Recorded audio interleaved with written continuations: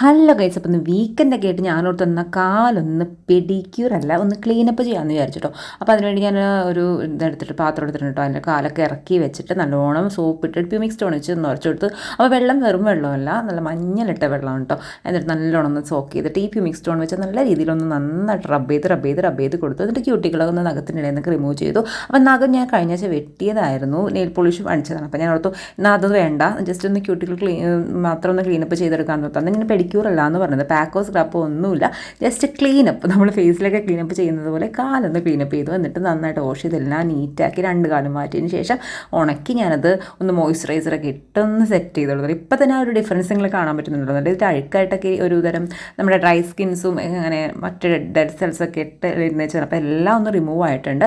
കാണുമ്പോൾ തന്നെ മനസ്സിലാവുന്നില്ല. ഇനി തീർന്നിട്ടില്ല, ഇനി കുറച്ച് അലങ്കാര പണിയുണ്ട്.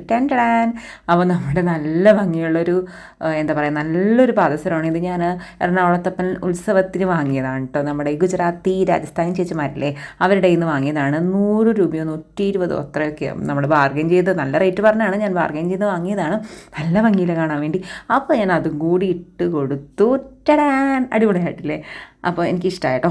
അപ്പോൾ നിങ്ങൾക്ക് ഇഷ്ടമെങ്കിൽ കമൻറ്റ് ചെയ്യണം. അപ്പം ഇതുപോലെ നമ്മുടെ ഇടയ്ക്കൊക്കെ ഒന്നും കാലൊക്കെ ഒന്ന് ഇങ്ങനെ ഒന്ന് ക്ലീൻ ചെയ്തിരിക്കുമ്പോൾ ഒരു പ്രത്യേക ഒരു പാമ്പറിങ് നമുക്ക് തന്നെ കൊടുക്കുമ്പോൾ ഒരു പ്രത്യേക സന്തോഷമല്ലേ? അതൊക്കെ തന്നെയല്ലേ മോനെ സെൽഫ് ലവ്. അപ്പോൾ അത്രയൊക്കെ ഉള്ളൂ. സബ്സ്ക്രൈബ്.